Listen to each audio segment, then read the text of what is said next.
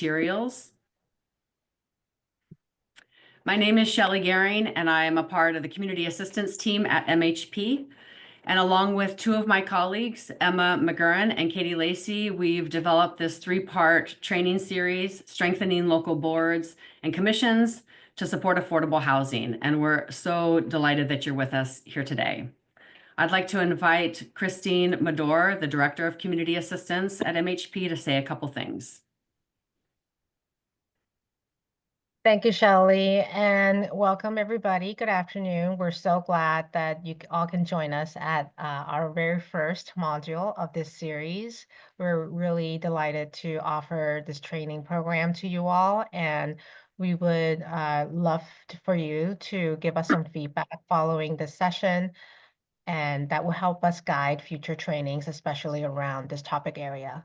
And I do want to recognize Eastern Bank Foundation for generously funding this work. And we are so excited to have you all again and hope you enjoy the training today. Shelley? Thank you, Christine. We have a couple other members of the community assistance team. Laura Schufelt was involved in early discussions around this training series. Karsten, I think, is not able to be here today, but Karsten Snow. And then another colleague, Dana Lewinter, was a part of the early idea around this series as well. We'd ask you to please put your questions in the chat today and comments. We will stop periodically to take questions, and we'll do our best to get to all of them. Some of them will be brought forward to the trainers during the session. Others might be answered directly in the chat. And please remember to keep yourself muted during the training. For those of you who are interested, you can log CM credits for these series for each of the modules. This is a new training series for MHP, and we're considering either providing it again or developing other similar trainings. To help us determine what would be helpful for you, please take a few moments at the end of today's session to provide us with feedback. When you leave the Zoom call, a screen will pop up that will take you to the feedback form, and we'll also put a link in the chat later in the session. MHP began developing the series when a fellow with the Eastern Bank Foundation challenged us to go a bit deeper in our work with local boards and commissions. They suggested there are gaps on the local level in understanding affordable housing and how municipalities can support the creation of more diverse housing options. Our work in communities across the state confirms this as well. So after internal brainstorming and planning, we developed this 3-module training to help people engaged in supporting affordable housing, people who are interested in becoming more engaged in supporting affordable housing, as well as key local boards and commissions that touch the housing development process to be more effective in moving affordable housing forward locally. Today's session is on the municipal role in affordable housing development. Affordable housing is complex, and we sometimes see board members and housing activists not understanding where the developer's role ends and the municipal role starts. Today, you'll gain clarity on what the municipal responsibilities are in supporting affordable housing development and preservation versus the developer or the state. We have 3 speakers with us today, a fantastic lineup. Jessica Allan, who is the Real Estate Development Director at Valley Community Development Corporation based in Northampton. Karmen Cheung, the Regional Vice President, New England for the affordable housing developer Pennrose. And Marybeth, who is on the select board as well as the Affordable Housing Trust Fund in the town of Lenox. At this point, I invite Jess to share your screen and to start us off. And just a reminder to everyone to please put your questions in the chat, and we'll do our best to get to every question. Thank you.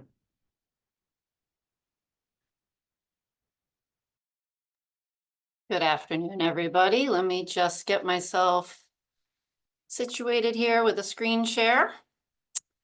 And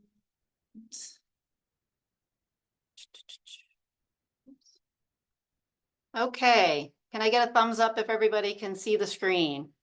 Perfect, awesome. Welcome, everybody. Welcome to Module 1. My name is Jessica Allan.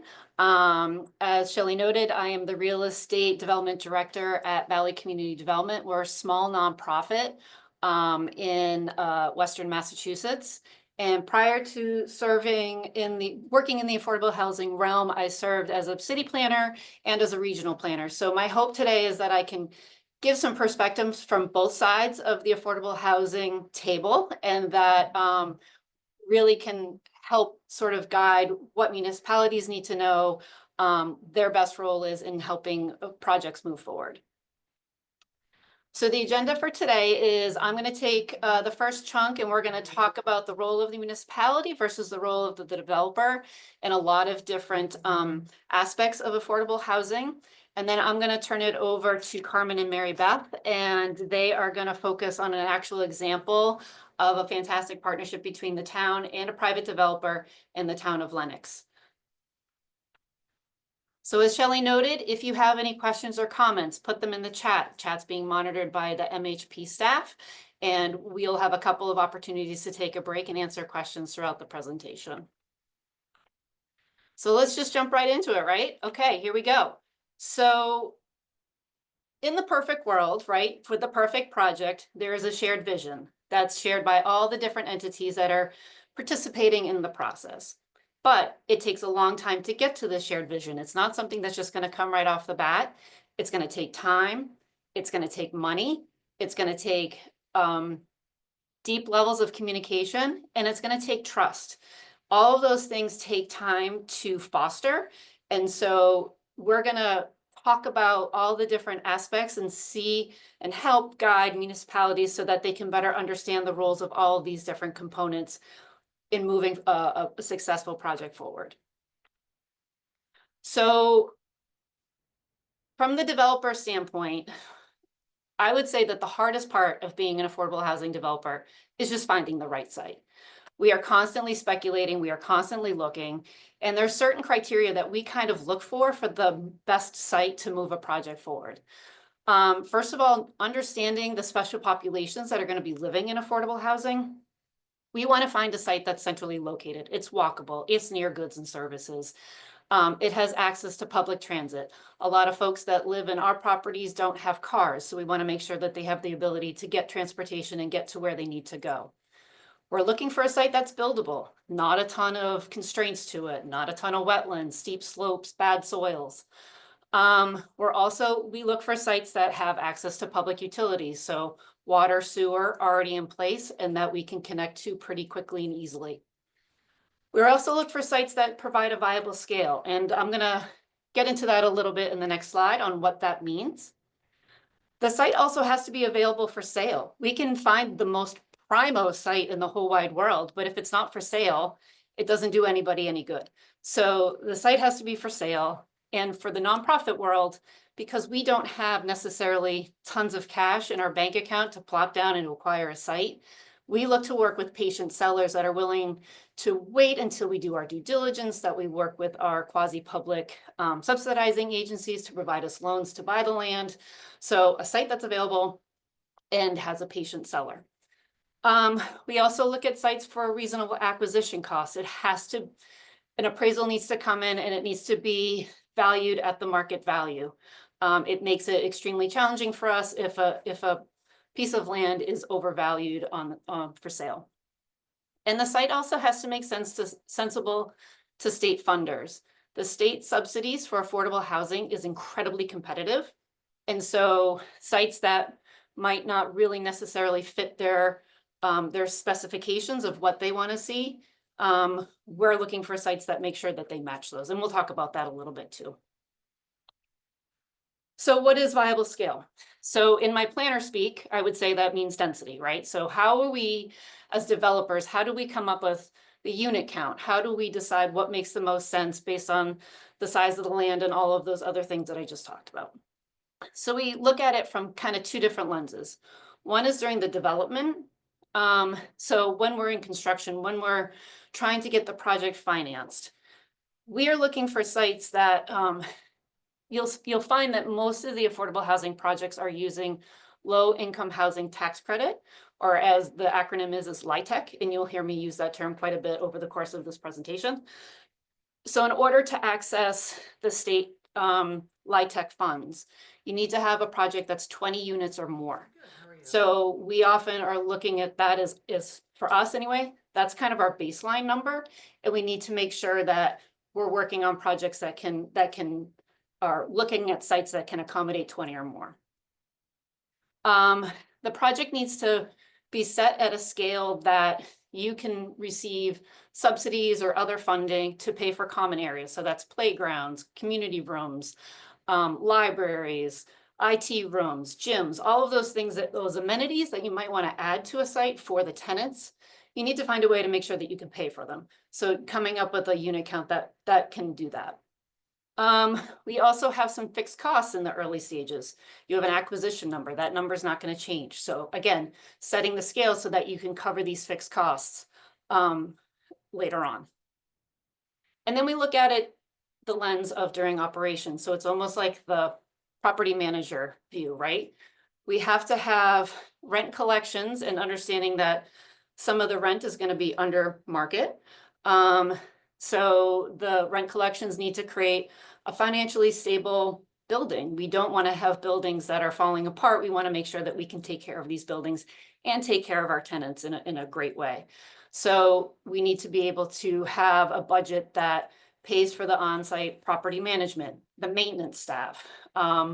Again, if we think about some of the special populations that we're serving, especially if you've got people coming out of homelessness, you need to have a robust support services plan and support services staff, because people need help to sort of get in from unhoused into housing, and they need assistance. So you want to make sure your budget can pay for that. There's some fixed costs. No matter how many units you have in there, the elevator costs the same. So to spread the costs of an elevator maintenance from, say, 8 units to maybe 40 units, you're kind of spreading that cost across the board, and it helps alleviate some of that fixed cost. And you also want to be able to pay for capital repairs. So buildings eventually need to have replacements. You need to replace fridges, stoves, the roof, whatever it is. But your units are usually defined about how you're going to be able to operate that.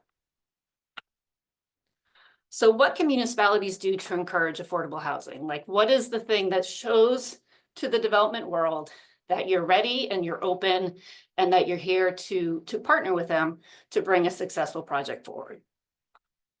So the first thing I would say is do a needs assessment.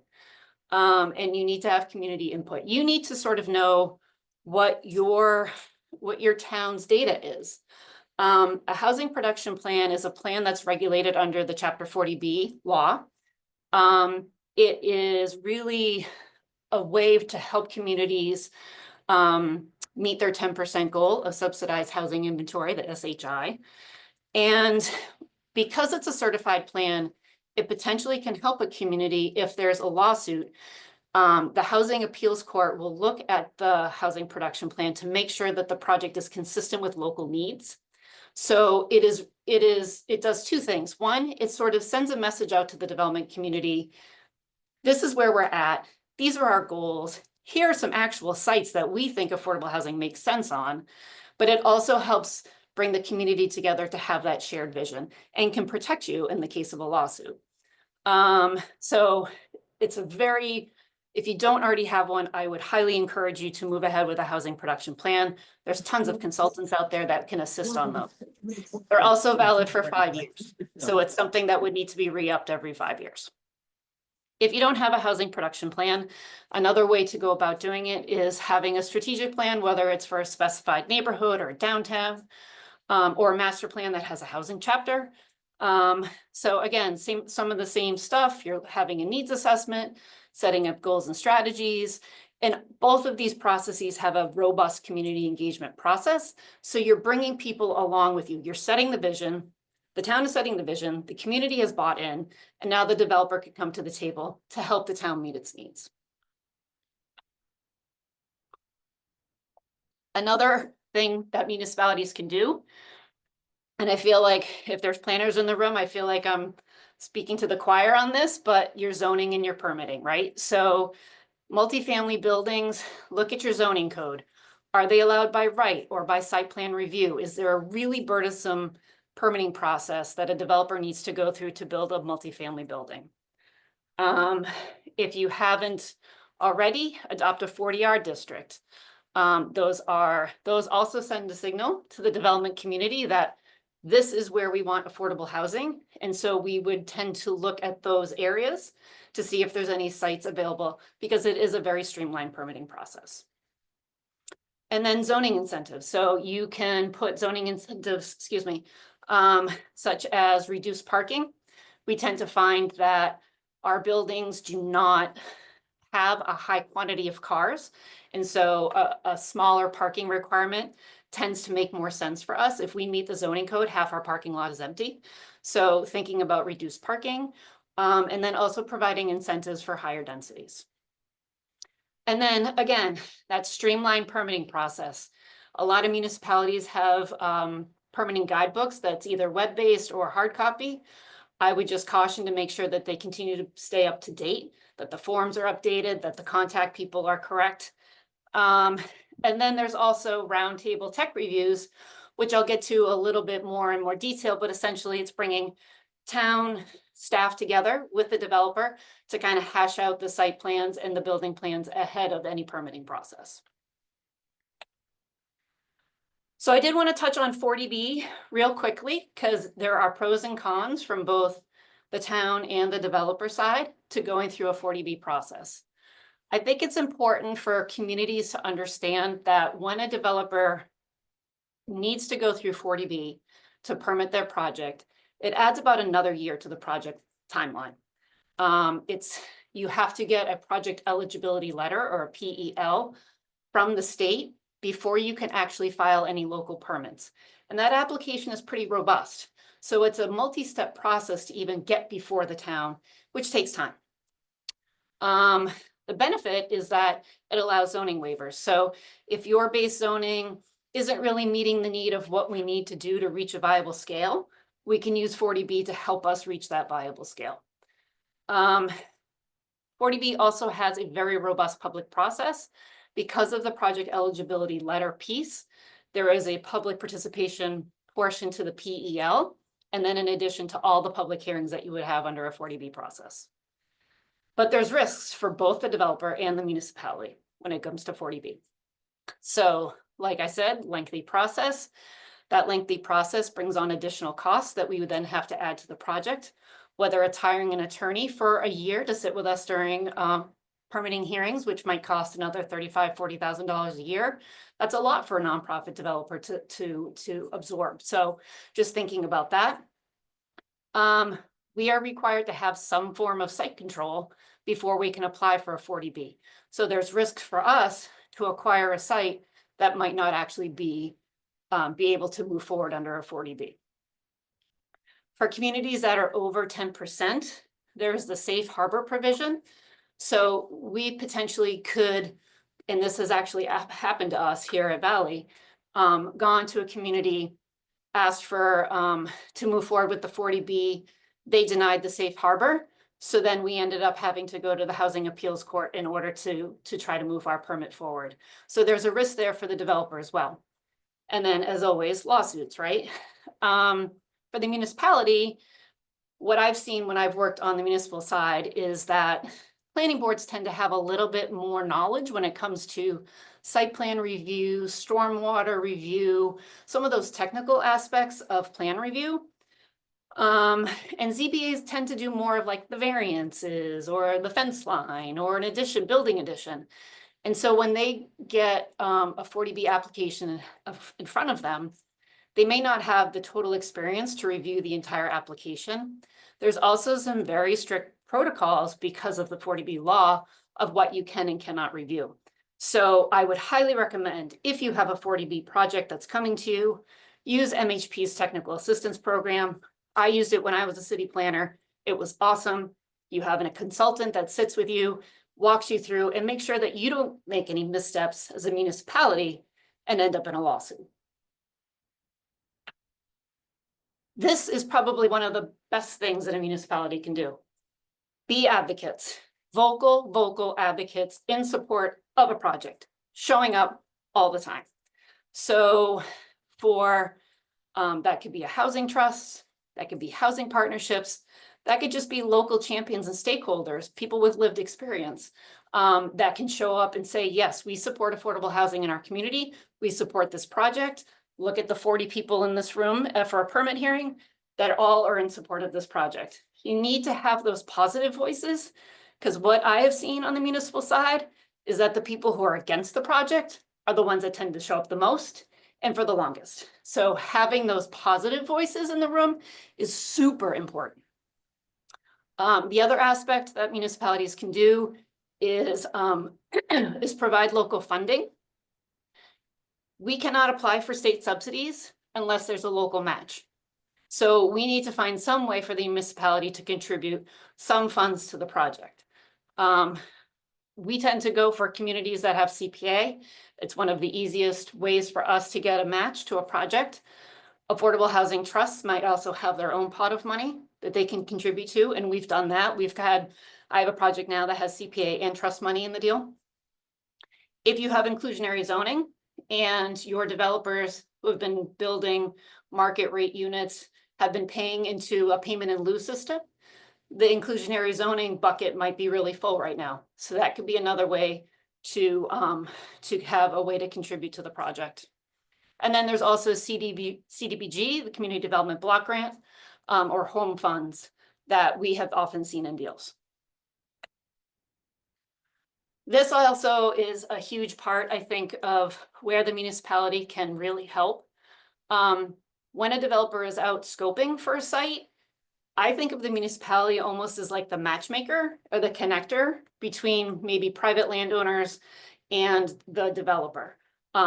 You know where the sites are, you know who's willing to sell. You guys are talking about it down at the local tavern of what's going on, right? So you guys have a finger on the pulse of what's happening.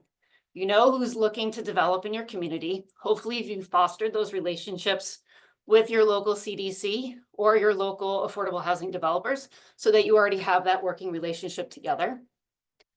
The staff knows what the community vision is because you've done your housing production plan or you've done your master plan. So you know what that vision is and you know what might make the most sense for these sites. And you might know what the public infrastructure needs. Hopefully your DPW knows whether your sewer line needs to be replaced. The water line is too small. That's important information to know. And you can share that with the private developers. And then elected officials, when they're on our side and they support affordable housing, it's awesome. They're the ones that are giving the go-ahead for municipalities to apply for state grants that help support private housing. A lot of times that money, the deal can't happen unless that money is there. They're also the entities that approve local matches, and they're also vocal advocates for the project. Again, showing up and speaking in support. So the state's perspective is when it comes to identifying that vision or that site, is they're looking for sites that are transit-oriented and walkable, that meet the Commonwealth Sustainable Development Priorities, and that there's no red flag issues, no major hazmat, archaeological finds, that sort of thing. Anything that might be able to slow down a project, they're not quite as interested in. Municipal sites. So, I mean, I think there's whole presentations that are just on this one topic, but I'm gonna just give kind of a quick thing from my perspective of how municipalities can help move these projects along. So before you RFP and put one of your town buildings up for sale for redevelopment, I recommend that you hire a consultant just to make sure that you're going through the land disposition process correctly. And they could also assist with any community process around what the vision is for these buildings. So that's one recommendation.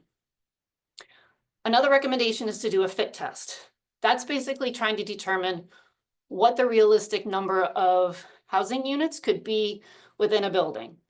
You might look at it and go, oh, we think that can fit 20 units, but you get an architect or a developer, a friendly developer to help you, and they might be like, when it comes to corridors and elevator, and then we do community room and all of this stuff, we think we can only get 12 units in there. So I think it's a good practice to do that so that you have a realistic expectation of how many units might be able to fit into a building. And if it's under 20, you will know that it's something that won't be able to be funded under a LIHTC deal. I encourage you, I know it's hard for municipalities to spend money sometimes because the money isn't always there. But I would encourage you to do some due diligence and make that part of the RFP package to level the playing field for all the developers. A site survey that has property lines, utility locations, any easements, anything like that that a developer might want to know about the plot of land. If it's a building that's pre-1970, probably has asbestos, probably has lead paint. So it would be good to understand what level that is from a developer's perspective, because it impacts their budget. If they have to do asbestos remediation, that could be a big number and that could break the deal. Also encourage you to do a phase 1 report that just looks at any environmental conditions that might be on the site and provides that report. We also recommend structural engineering. If you're looking to put solar on the roof, you want to know if the roof is structurally sound enough to be able to do that. If you're thinking about adding another floor to a building, is the building structurally sound enough to be able to do that? So spending some money on a structural engineering report and making that available as part of the RFP is fantastic. And as I noted before, the location and the quality of the public infrastructure. I would also encourage communities to set a very low acquisition cost of $1. You understand that in most of these deals, these are buildings that are off the tax rolls right now because they're owned by the municipality. So once it's sold, it will generate property taxes. You will get your money back and you will get it over a long period of time. Encourage that redevelopment by setting that acquisition cost for $1 or not setting an acquisition cost at all, and let the developer figure out what they're willing to pay or what they can pay to make that project work. Jumping into project design. So, as I noted before, in order to be successful, we got to bring all these different priorities together, right? We got to communicate, we have to trust one another. We can get there. So when it comes to the state, they have a plan called the Qualified Allocation Plan, or the QAP, is how we refer to it. And it is their plan on how they're going to distribute the LIHTC tax credits, and then any soft debt, essentially grants, that they are going to provide developers to redevelop housing. The application is once a year. It's super competitive. And developers are only allowed to put in no more than 2 applications a year. So we often are trying to sort of scope out and plan out where are we going to fit it into our pipeline. And the project needs to meet a ton of priorities in the QAP and criteria to even be considered. So there are annual funding caps for the tax credits and the soft debt. The developer has to have site control. They have to have their zoning permits in hand. They need to meet all of the design standards that are set in the QAP. There is that required local match that I talked about earlier. And then they have priorities for set-asides for special populations. So whether that's the Department of Mental Health, homeless set-asides, they also require a certain percentage of the units to be set aside for extremely low income individuals, so 30% AMI or less. So we need to meet those in order to get the state funding. For the municipality, the way that you can contribute to project design is roundtable tech reviews. I think this is one of the easiest and most fabulous things a municipality can do. I've sat on them as a planner. I've sat on them as a developer. What it really does is it brings all the municipal staff together: planning, conservation, building, fire, DPW. Bring everybody to the table. Developer can come in. You hash it out. You know, it's a great way for the design team to ask questions, to get feedback. I've also seen conflicts between codes within the municipal government, and that those entities can kind of hash it out. It's much better than having a developer go from office to office and try to get their information, and then it's conflicting and then they have to go back.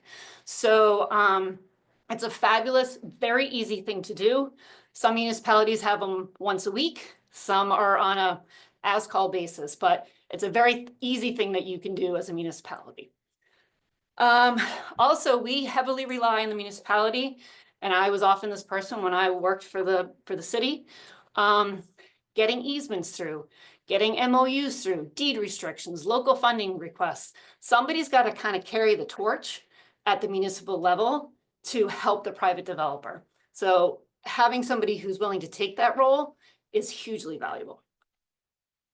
And then again, here we are, our advocates and local supporters. I don't know how much I can sort of like hammer this in, but people who are inside and outside government, they advocate at public meetings, they write op-eds in the paper, they're posting on social media. They can address any red herring items that come up at planning and permitting, you know, stormwater, too many kids in the schools. If you've got that data to back it up and say, that's not really an issue, super helpful. It doesn't put the burden on the developer to answer all those questions. And if you know there's any abutters who might have concerns, always good to flag the developer so that they can go and meet with the abutters ahead of time. So the developer is trying to take all these different things, right? Site conditions and zoning, regional and local needs, public subsidies, viable scale. And from there, they're developing the project design on what they think makes the most sense. And now we're going to stop for questions and comments if anybody's got anything. Great. So we do have a few that are coming in. One is just a question around fixed costs and what if I'm understanding it correctly, what percentage is kind of a general rule of in your pro forma should go to fixed costs? Good question. Some of the fixed costs that we think about during development is acquisition. There's also carrying costs. I don't know if I can give a percentage because I think it varies deal to deal. But you know, the carrying costs are like property taxes, you know, water, sewer, all of those things that you need to pay for before you actually get to development. I don't think I can give a percentage because I think it varies deal to deal, but it's not a huge percentage of it. Okay. Someone is asking about small developments. So when you talked about LIHTC and for you, you're looking at least 20 units, particularly to access some of those resources. So someone's asking, what if a site can only accommodate 4 to 8 units or 8 to 15? How does that impact viability? Are there developers that will build at that level, at those numbers? I think it's really hard. The reason it's hard is because, well, a couple of reasons, but construction costs are so high right now. And so to do a small development with limited access to public subsidies, there's only a couple of state funding sources that will fund those smaller projects. And I want to say, I mean, we look at everything 20 and above, but I want to say even in the QAP, you have to have at least 12 units or more in order to access even the soft debt. So it's really challenging. I mean, I haven't seen too many success stories of smaller developments. I also think one of the challenges that I saw when I was a planner is that when you start explaining to somebody, okay, you want to do 4 units, awesome. You also need to do a affirmative fair housing marketing plan. You have to also do all the income certifications. You need to do all of these different things in order to lease up, and that costs time and money. And I think it just doesn't pencil out. I mean, I think really what it comes down to is it doesn't pencil out. So until things sort of change a little bit, I don't know if construction pricing will ever really go back down to the pre-2020 levels. But it's difficult. It's difficult. So and I would just point out that there are some with homeownership, like a Habitat for Humanity, that may do a smaller kind of homeownership deal, but Perfect. Yep. to access these kind of state and federal resources, it's really difficult to do that small of a development. Yep. Someone is bringing up, and I'd like you to respond to this first, is the concern that we hear in many communities about the impact on schools with children in multifamily housing, and that some communities want to incentivize smaller units for young people who are not yet parents or for seniors who want to downsize. Would you speak to that concern in communities and why housing that doesn't allow families is problematic? So, I mean, I think it's a couple things. One, I've heard people say the schools can't handle it. And then I've heard municipal staff say, really? Because we don't actually have enough kids to fill the school, and we're not going to have enough kids to fill the school. So I think it's important to know where your school is actually at when it comes to that. I'd also note for projects that are permitted under Chapter 40R, there is Chapter 40S, which provides funding to communities to offset the school cost. So that is another resource for communities if they have a 40R zone and you have a project that's gone through the 40R process. We see that there's actually a need for families, and we actually just had a lottery here not too long ago, a couple weeks ago. We have 15 units available in the lottery. We had 2,400 applicants, and most of them, there were some people who came into the office as part of the lottery process. They were all moms with young kids.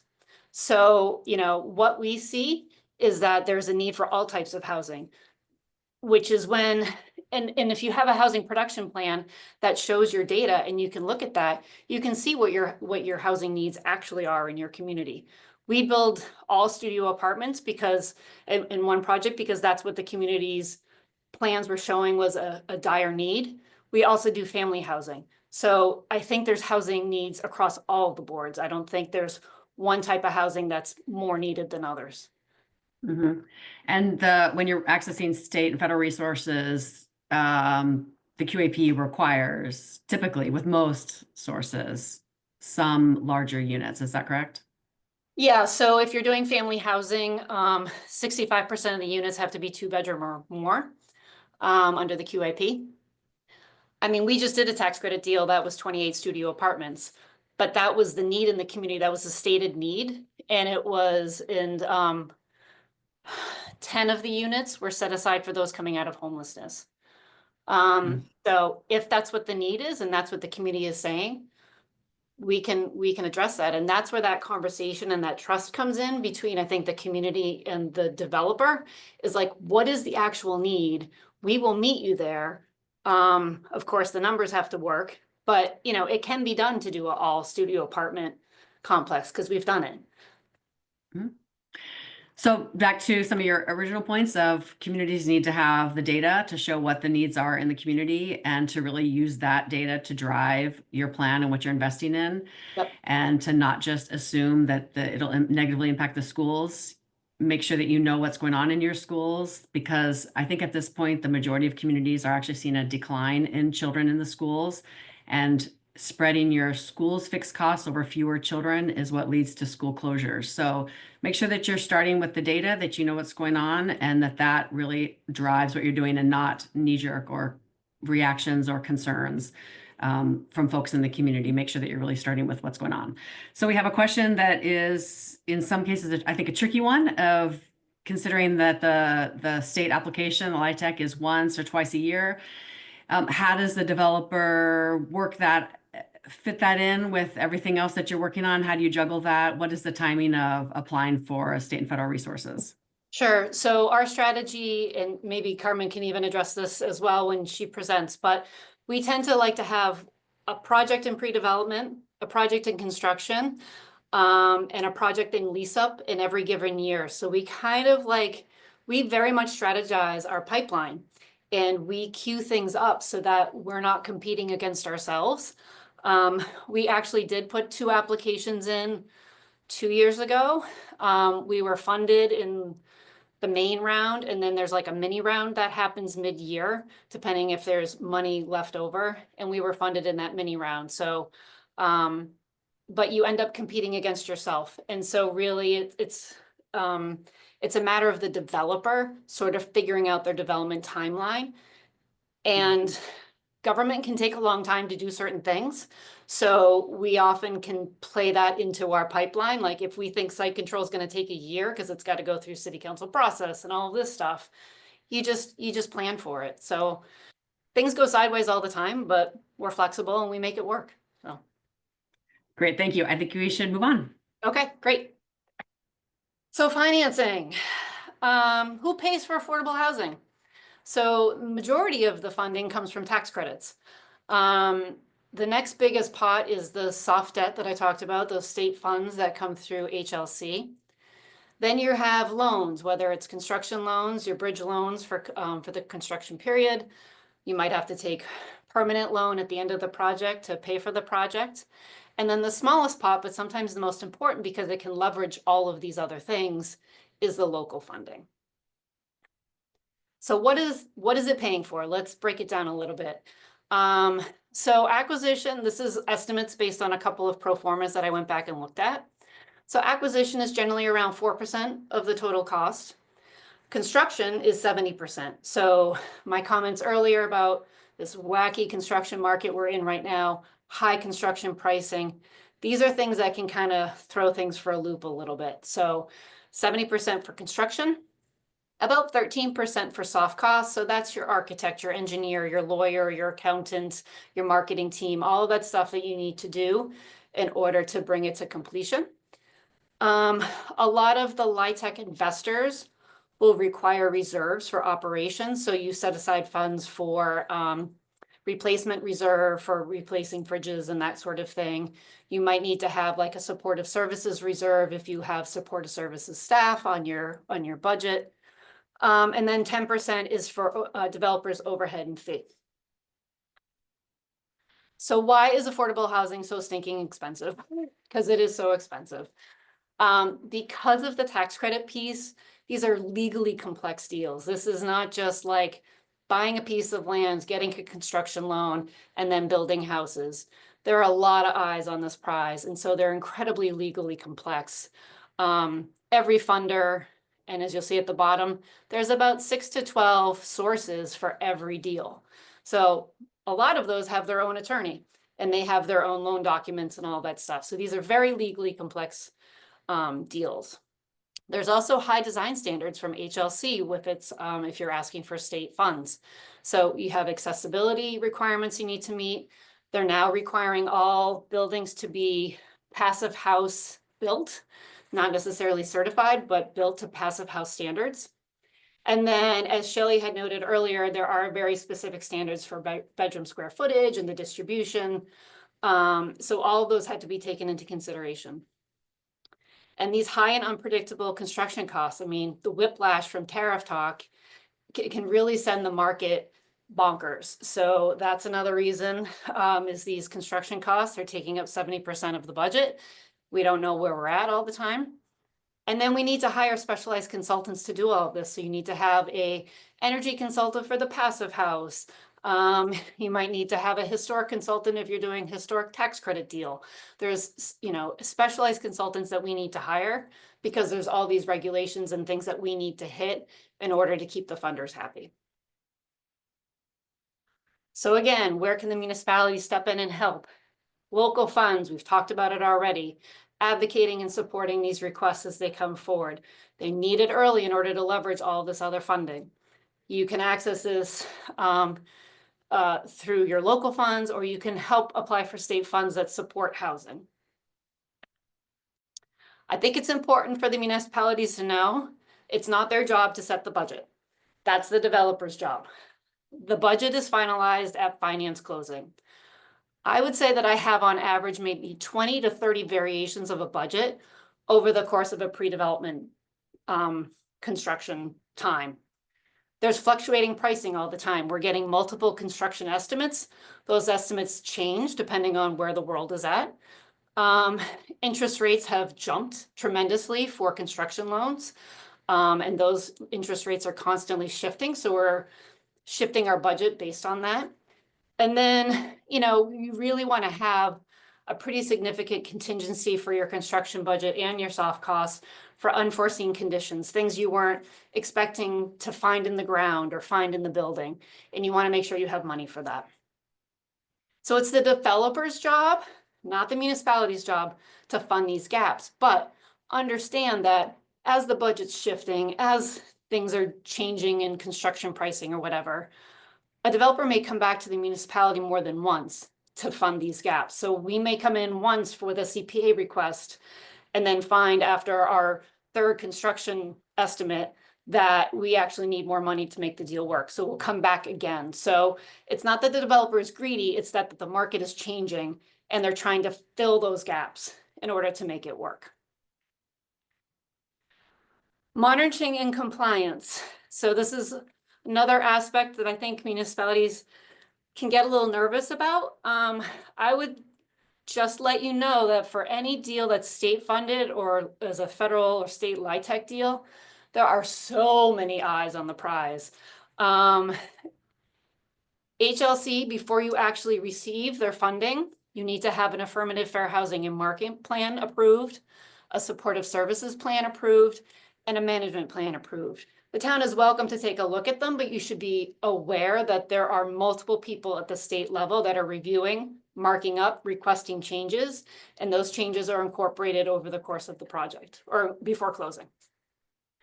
If you have equity providers through the LIHTC, we have quarterly compliance that we need to file reports with them for over the course of 15 years that they are part of the partnership and the deal. HLC has annual compliance requirements through the length of the deed restriction. We'll note that the municipality might have to do some compliance if your deed restrictions are longer than what is being provided through the state documents. So if there's only local funds in a deal, for instance, when I was a city planner, we had a couple of affordable housing projects that were funded solely through CDBG, and we would receive the tenant income certifications annually. We'd have to go through them to make sure that everybody's living in the property met the income certification. So if there's local funds, there may be some things that you can do, but I would say rest assured, if it's a LIHTC deal, if it has state funds, there are other people that are also monitoring the project. Questions or comments about this section? I think given time, we should move on right now. All right, community Thank you. support. So again, going back to this, cultivating your local champions. This is one of the most important things that you could do as a municipality, showing up, speaking out. If you need help with this, CHAPA is a fantastic resource. Utilize their municipal engagement initiative to help cultivate these local champions. What the developer can do, and this may be me as a nonprofit developer with the heart of a planner, but we actually do a lot of work of community engagement before we even get to permitting. So we do those tech reviews, we meet with the municipal boards and community leaders, we're constantly updating them. We attend neighborhood events. We meet one-on-one with the butters to address any concerns that they have. Our goal every time is to get to permitting and avoid lawsuits. We don't want any opposition when we finally get to the table. And after permitting, we're also providing constant updates to the people that we have been in communication with so that they know where the project's at and that it's not stalled. So realistic timelines. On average, it takes about 5 to 9 years for a project to be completed from concept to tenant move-in. That is a long time. So again, your local advocates, they have to be willing to stay the course throughout the entire process. For the developer, our mindset is time is money. So the longer it takes, the more expensive the project ends up being. Those escalating building costs that I talked about earlier, more time that we have to pay for our consultants, any plan revisions that happen because the building codes change, and then those carrying costs that we talked about, and those interests that we're accruing as a project is just sort of sitting there. So again, how can you help? Expedite your permitting, create flexible zoning, create that municipal point person that a developer can rely on and go to anytime they're running into a question or concern, and get those local active and vocal advocates inside government, outside government that are willing to be in it for the long haul. And that's it. Great, thank you. So Yeah. there's a bunch of stuff happening in the chat, a lot of questions, a lot of responses. To be honest, I was getting a little bit lost in it, but I think that we're answering a lot of them. And Jess, if you, as we get into the next presentation, if you can go through it a little bit and maybe add some thoughts as well, would be fantastic. Yeah, Thanks no problem. everyone for paying attention, for asking the questions, for being so engaged. It's really fantastic. We are having someone point out that we're using a lot of acronyms, and so I'm going to post some of what they are in the chat, and I just want to remind the next Marybeth and Karmen to try to be a little bit conscious of that and to say things out a little bit, not just use acronyms for those who are a little bit less familiar with all the housing acronyms. So like CPA, Community Preservation Act, CDBG, Community Development Block Grant. It's a federal program under HUD. Home Funds, I don't even know what it stands for, but it's a federal program under HUD. And those are actually a couple programs that it's concerning of what's going to happen in the coming months with those programs. So next we're going to get into an example. And some people are asking about really small communities and the challenges and all that. And Lenox is definitely a smaller community, although not as small as some of our communities. And they might have a little bit more access to transportation and so forth. But we have Karmen, Cheung, and Marybeth that are going to take us through a development that's happening now in Lenox in Western Mass. Great. Thanks, Shelley. I'm sharing my screen. Can folks see it? Yes, great. So thanks everyone for joining, and thank you MHP for putting this webinar series together. I hope everyone on the call will learn a lot today from this presentation of a real life example of applying a lot of the things that Jessica just talked about to a project that really is a partnership between Pennrose and the town of Lenox. So I'm Karmen Cheung. I'm the regional Vice President of the New England Development Office of Pennrose. So I oversee the New England office. Marybeth, why don't you introduce Yeah, yourself? and I'm Marybeth Mitz.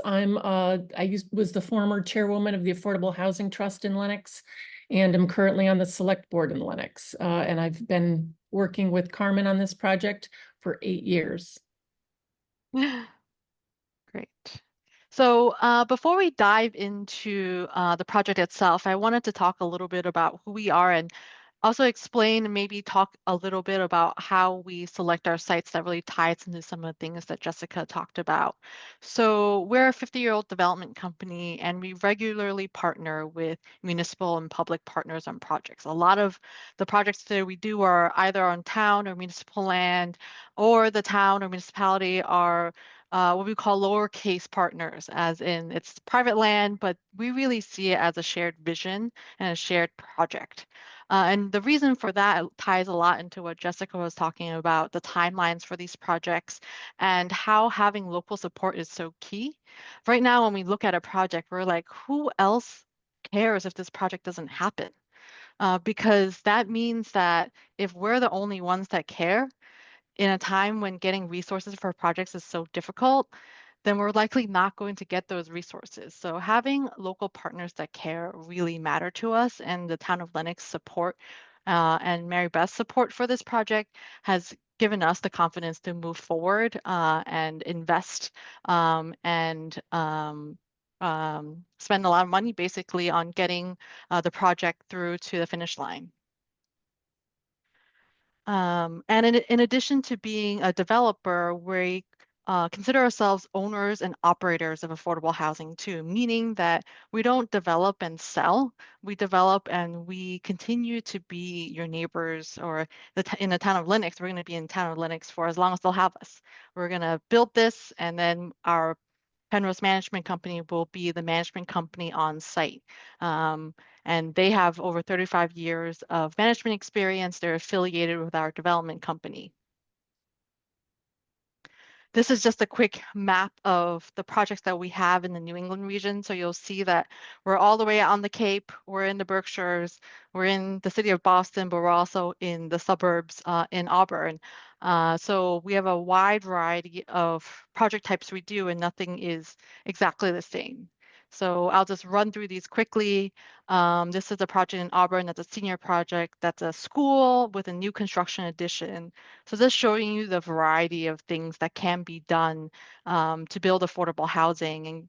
And so adaptive reuse is one of them. And this is a front of the former school with the new construction addition in the back that you can see. And the right is an image of the lobby where we reuse some of the doors inside the classrooms in the lobby for a billboard, bulletin board. Here's a project that is most similar in typology to the project in Lenox that we're going to talk about that just completed construction in Wareham. This is both family and senior. We had enough land here to actually create a senior building and lower density kind of townhouse buildings that look like this. And this is 92 units, and it's leasing up right now. This project is in Orleans called Fair. This is all affordable. Also, it's an adaptive reuse of a former former bank into housing with a new construction addition and create 62 units in Orleans.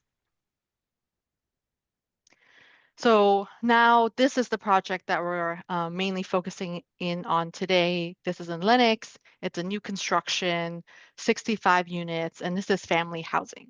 All the units are income restricted between 30% and 120% of AMI. I'll go a little into what that means in actual dollar amounts.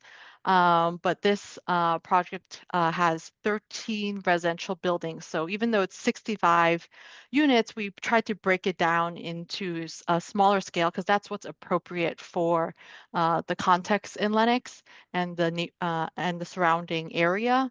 And it's a mix of 1 bedrooms, 2 bedrooms, and 3 bedrooms. Here, this is a rendering of what the final buildings will look like. It's under construction and should be done in the fall. All the units have direct entries. We know that is really important oftentimes in the communities when we present these projects. And here is a rendering showing a farther out, pulled out view of those townhouse-ish buildings with the playground on the left, and this is farther in on the site. So as Jessica mentioned, there is, for family housing projects, 65% of the units have to be 2 bedrooms or larger. So here, that is what we have here. 22 of the 65 units is 1 beds, and then 34 is 2 beds, and 9 is 3 beds. So we try to be above 10% 3 bedrooms for family housing. In terms of the mix of the affordability, it's 9 units at 14%, 9 units at 30% AMI, and we actually have vouchers for all of those units, meaning those have operating subsidies, rental subsidies, because we know that those individuals are oftentimes most vulnerable to fluctuations in their income. So we want to make sure they're stable in their housing. And then we have 41 units at 60% AMI, and then 15 units at 120% AMI. And I realized I didn't talk quite about the scale of the projects that we do. And for us, we care about having full-time property management and full-time maintenance staff. So those are fixed costs that are a full-time person's salary, and we want to pay them a good salary, which means that usually for us, we see 60 units being the minimum number of units that you need to have if you want full-time property management and full-time maintenance staff on site. I think maybe some folks can operate on a shared staffing model if you have enough units in a nearby vicinity. So in answering one of the previous questions, I think the question is whether there is anyone that's operating existing housing that's of sufficient scale already that they can add just a few more and it not be an operational issue. So mapping, one of the reasons why we created the affordability mixes that we did was partially mapping to what the local housing need was. So this is looking at in the metropolitan statistical area, which is kind of what HUD looks at for determining what the AMI levels are and what the rent levels are. We took a look at that in the Lenox area and found that the 30%, the 60%, and the workforce up to 120% AMI units would actually serve 75% of the Lenox households. So this was kind of also addressing kind of what the need is, talking back to what Jessica was saying, like what is the need in the area and how do we map what we're creating here to what the need is. So here I'll switch over to Marybeth and she can talk a little bit about all the groundwork that the town did to help us get to where we are today. Okay, thanks a lot, Karmen. That's a great introduction. So in May 2006, we did adopt the Community Preservation Act to take advantage of the matching funds that the state would provide if we were to collect that portion of property taxes. We then went ahead and produced our housing production plan after we established our Affordable Housing Trust. The trust is the main driver of mounting things like the like the housing production plan. We have a very small staff in Lenox. We have a land use director and a part-time administrative assistant. So the trust ends up doing all of the advocacy for producing the housing production plan. Ours was established in 2017, and at that time, we only had 7.2% of our units in SHI. We were short units, short 77 units, as a matter of fact. I believe at this point, we are probably short even more units because our housing stock value has increased 52% from 2017. So in order to establish a demonstrated need, we looked at our demographics, our existing housing options. We don't have a lot of rental housing options for anyone except seniors, and we have 8 family units through our housing authority. So we need more units for people who are trying to downsize, who maybe young families coming into the area who prefer to rent, to kind of figure out if they want to live in our community or not. We actually had several firms come to the town of Lenox, to the select board specifically, to state that places like General Dynamics and VidMob and other local firms that were growing wanted their younger employees wanted to live in Lenox, but there were not a lot of rental options. And that's when we continued to keep Pennrose in the conversation. We actually issued an RFP in 2017 for rental or ownership housing development. We only received 3 responses to that RFP. All 3 were for rental housing production, because at that point, even in 2017, affordable home ownership options were extremely limited because of the cost of construction. So we received 3 proposals. 2 of them were viable. There was a local developer and Pennrose in response to these. The town owned a piece of property that we wanted to use to develop a 65-unit development. That required us to go to town meeting to get developer control through the 30B process. We went to town meeting in 2019 with the selected developer at that point was the regional developer, but Pennrose, had gone through the entire process with us as well. We went to town meeting and the motion failed 56 to 44%, because at that time, that was pre-Charlie Baker, enacting just a majority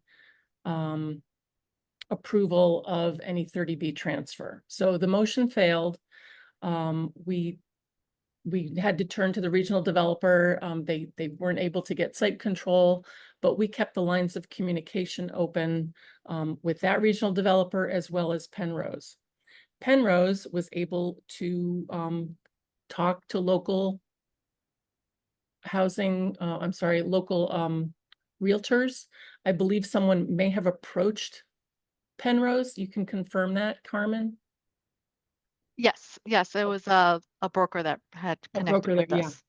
So, we started to kind of talk a little bit more. Then also in June of 2021, we approved our master plan, which also, showed that we had a great economic development need for affordable housing, because we have very high hospitality needs. We have Canyon Ranch in Miraval, which is a Hyatt property. We have a preponderance of assisted living facilities and extended care facilities in Lenox. So we have entry-level CNA positions, nursing positions, lots of retail positions. Tanglewood is just down the road. So our summer merchant requirements kind of explode in the summertime. We tend to support an additional 20,000 people just in Lenox every summer. And that doesn't include the surrounding towns like Stockbridge, Lee, West Stockbridge, and those also grow in the summertime. So we have a lot of entry-level employees and hourly wage employees that are coming from the hill towns to try to work in Lenox. And we believe through our master plan that it's important for people to be able to work and live in the place that they work and in the community that they're working in. This is a great statement that Karmen just put up. So, you know, we really want to be more inclusive and have everyone that works in Lenox be able to live in Lenox. Thanks. So our demographic trends, we have an aging and declining population. Initially, the first project that we had that we owned the land on, we had a very significant pushback from local abutters that, you know, of course, we're saying, oh, if you build this project here, there are going to be too many kids in the school district and, you know, our school district will explode. That's not the case. We have, at that point, we had 35% choice students. Now we're taking 40% choice students. So that was one of those red herring arguments that people were talking about. They were the red herring arguments that, you know, local home values would decline. Well, there was an existing rental housing project directly across the highway from where the initial development, the sawmill project would have been built. There were some protected species that, of course, the Conservation Commission, you know, had already looked at and would not have interfered with the vernal pools. So there were a lot of red herring arguments to the initial denial of the first application. But we we do need more deed restricted family housing because young families can't afford to move into Lenox right now. Most of our affordable units are senior units in town. We have an existing affordable housing stock that is aging. We just recently won a community development block grant housing rehabilitation award, but that will only help us rehabilitate up to 11 units, and we have about 200 people on the waiting list right now. Our 40B activity was very limited, and we were lucky to get the project affordability letter for this project. That very needed. And again, the seasonal cost inflation with short-term rentals when we have Tanglewood in season, and that's going to make it really important for us to add these 60 affordable units. We also have it's actually 50 affordable units with 15 market rate units. That's going to increase the diversity of our housing types and provide us with some more options for smart growth. The other great thing about the particular piece of property that Pennrose has secured is that it's right on Route 7 and 20, which is the main public transit artery in town. So it's absolutely terrific. There's already a traffic control light there. The site cost was pretty reasonable. There's good density, and it's in our gateway overlay district. So our zoning was very accommodating to this project. Great, thanks, Marybeth. So as Marybeth alluded to earlier, because of our former presentation for the other site that was RFP'd by the town, there was a landowner who had a 60-acre parcel that was interested in basically not being a landowner of that 60-acre parcel anymore. It was a retired dentist. They weren't trying to kind of make the most money that they could. They were just, and they were patient. They weren't saying that they need to sell this next year or even 2 years from now. They were willing to work with us. And we went to see the site, and I will talk a little bit more about the site, but thought that it was a good site for our project for a variety of reasons. But once we met with that landlord, we immediately met with Marybeth, and then very quickly after that met with the select board, the Conservation Commission, and the Affordable Housing Trust, because we know making sure that all of the stakeholders were engaged and supportive of the project would be key for moving forward. So here, this is a quick, I guess, map of the site of the 60-acre parcel with some of the issues, initial issues identified. There are wetlands and rare plant species near the front of the site. There was an existing commercial that actually the landowner thought was what we would use, but that wasn't quite appropriate for us because it didn't have the right scale or required demolition. These buildings weren't the right size. And there was a lot of grade change. If you see all those lines on this green part of the parcel, those are all the topography lines. So there's actually very steep slope. But given the location of where it was and how patient the seller was willing to be, we thought that this would be a good site.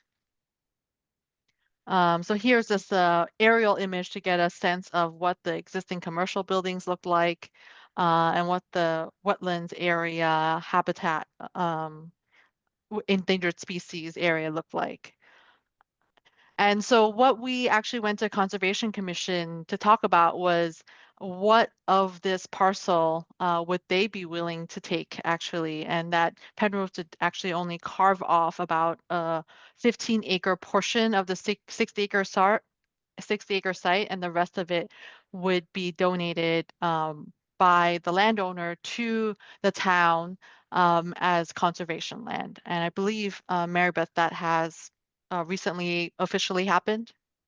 It has, and there's another portion that if you're looking at this picture, that would be the northwest portion. The town of Lenox actually used Open Space and Recreation Community Preservation Act funds to conserve 40 acres in that northwest corner. So it looks like there's a blue underlay and some pink on top of it in the northeast portion.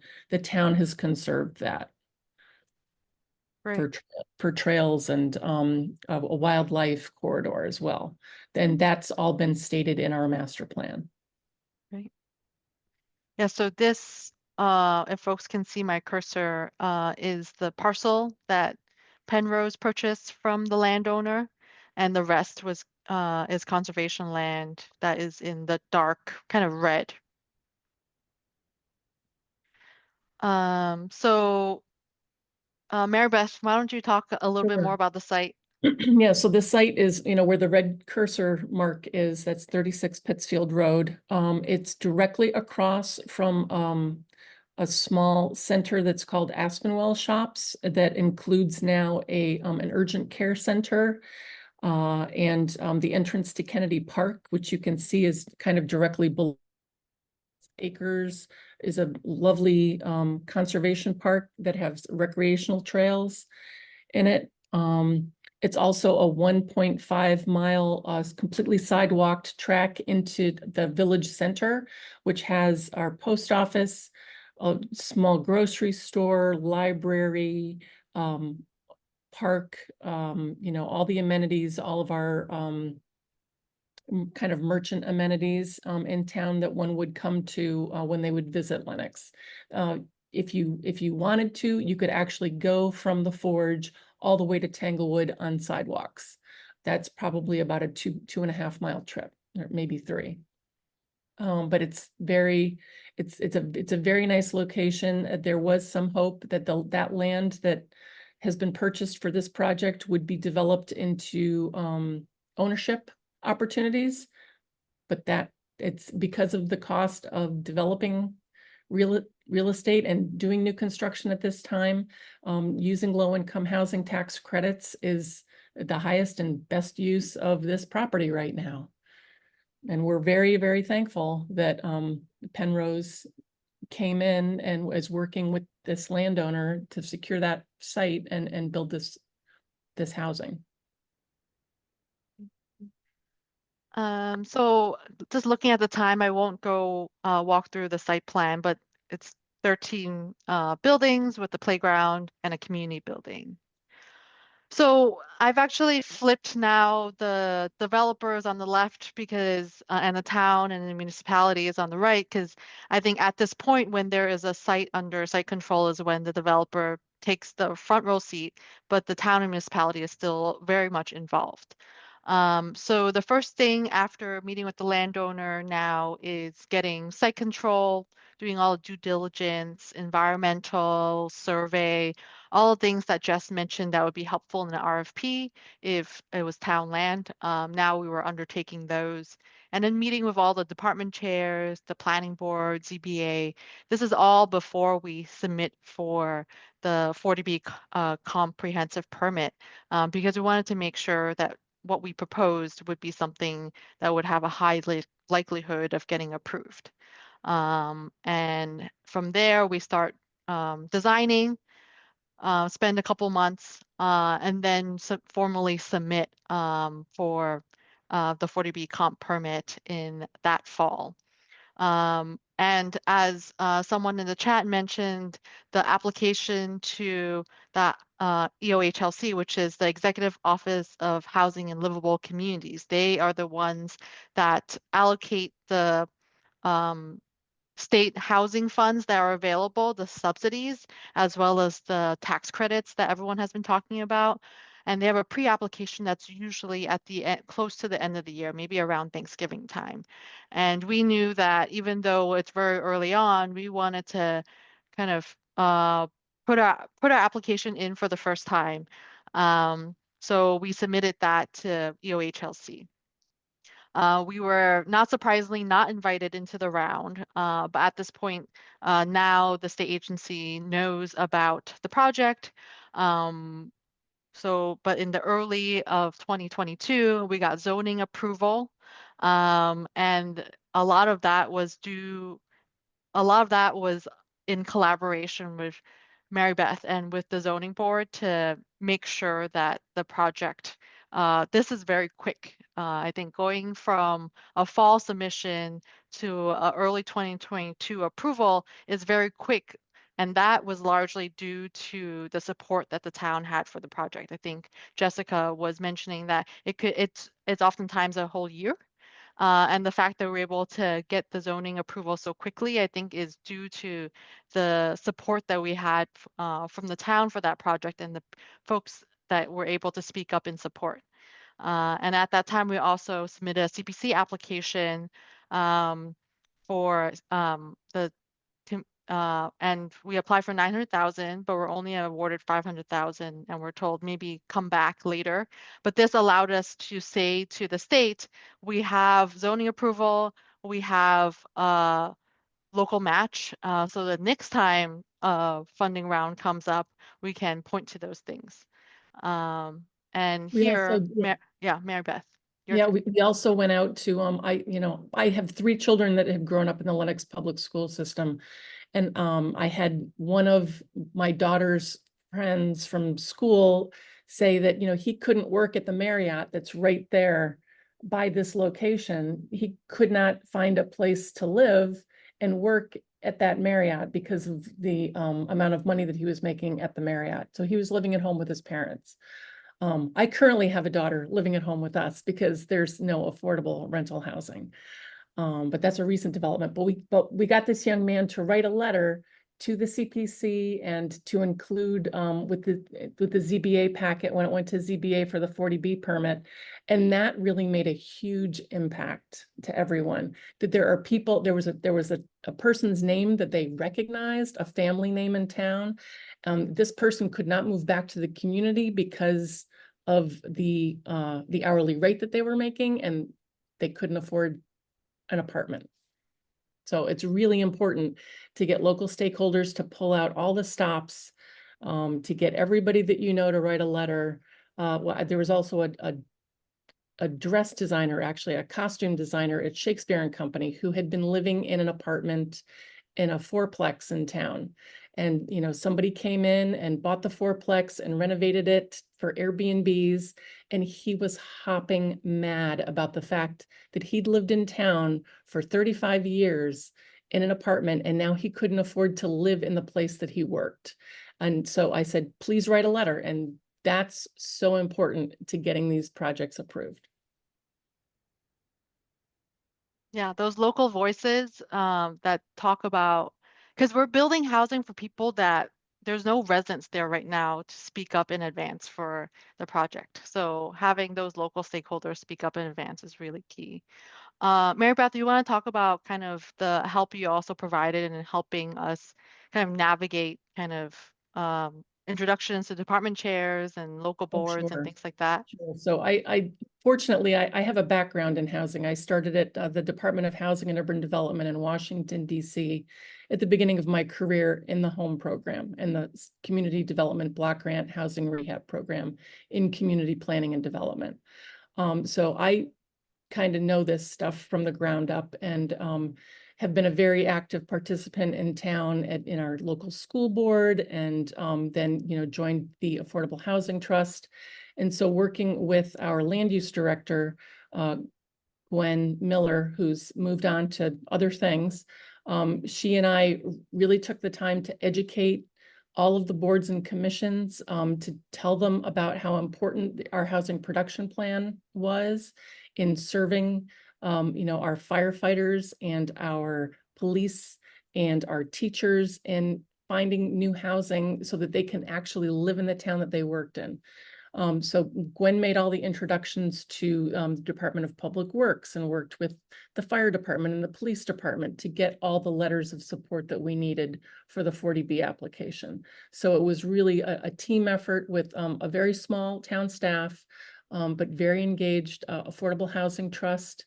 And then shortly after the initial Brushwood project was denied, I was elected to the select board, and so I had a platform on the select board to also continue to push this housing need locally. So I really feel like the constant pecking, you can be pecked to death by ducks.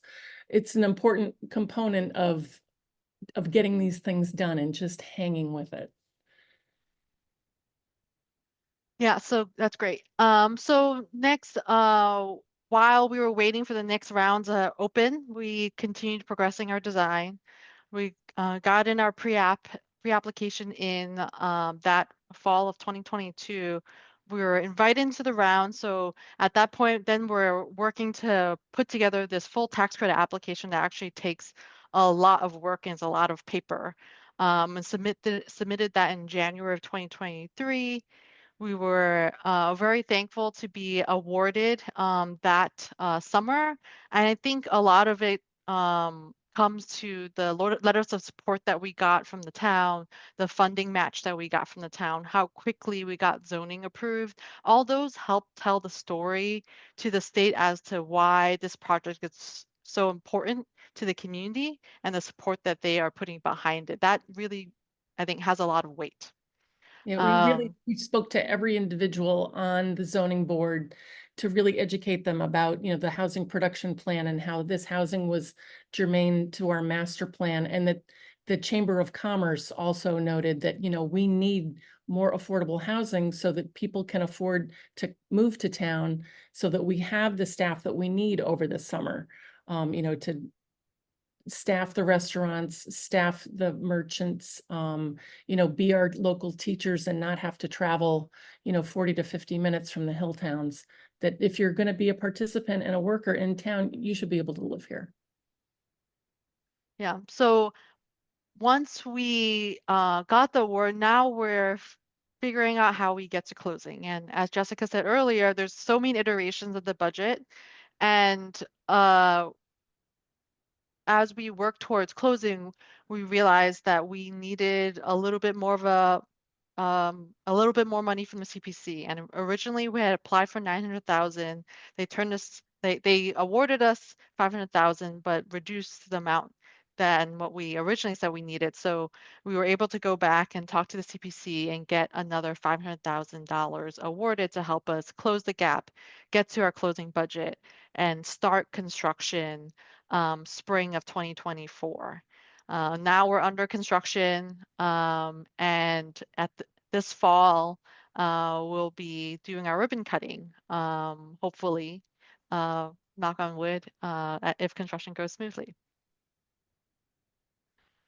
That is such a fantastic story, and you're getting kudos. Marybeth, particularly, and the Lenox team is getting kudos for the work that you did to bring this to the point that it is, and for all the outreach, for the extensive educating of different boards and bringing in the letters of recommendation. So thank you so much for that example, for sharing that with us, both of you. We are really close to time, but I'm gonna ask for I'm going to bring up just a couple questions. One is, someone brought up that in some communities, 120% of the area median income, that the pricing of rental at that level may be pretty close to market rate and more difficult to fill. Do you anticipate that being an issue in Lenox?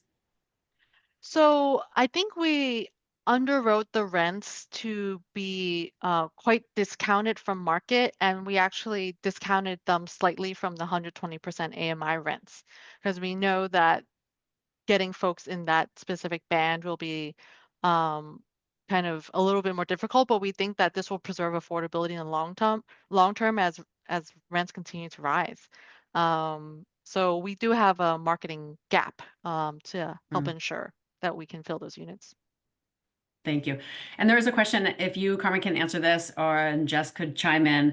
Are there limits on rent increases in publicly subsidized housing? So per year, how much you can increase rents, and is water and sewer taken into account? So water and sewer for us is covered by the owner of the property. Only the tenants only pay their own electric costs, their own heat, cooling, and cooking costs. In terms of rent increases, I believe the allowable increase is 2% a year. There is Okay. restrictions. So it is typically when it's publicly subsidized, just for more broadly, typically it's based on HUD numbers for the area median income and how that changes year to year. So there are limits, and it typically is based on HUD's published numbers. And so we're right up at 1:30, and there may be other questions that didn't completely get answered. There's been a lot of activity in the chat, so there have been many things answered. Anyone can reach out to any of us directly if you have any of our contact information, MHP staff, or any of the speakers here for follow-up questions. We thank you so much for being here with us today. And I do want to point to one comment that was put in the chat by Margaret Hurley, the Attorney General's office. I want to make sure that everyone saw this, that she's suggesting that if you want some help in your community with countering common opposition to affordable housing, to feel free to reach out to the Housing Affordability Unit in the Attorney General's office. They are building their infrastructure, their capacity to do more of this work, supporting communities and moving affordable housing forward. So please see them as a resource. Thank you so much to Jess, to Karmen, and Marybeth for being here today, for the time that you put in putting together the presentations that you gave us. We really appreciate your time and your commitment to increasing affordable housing in Massachusetts. We want to remind you to please fill out the feedback form for us. Tell us what worked for you today. What maybe did we miss? What would you like to see more of? It really helps us. We take it to heart. It really helps us to develop our programming at MHP. We have 2 more sessions coming up next Thursday and the Thursday after that from 12 to 1:30. We hope that you will join us. For those of you who want to, remember to log your CM credits for those of you who are planners.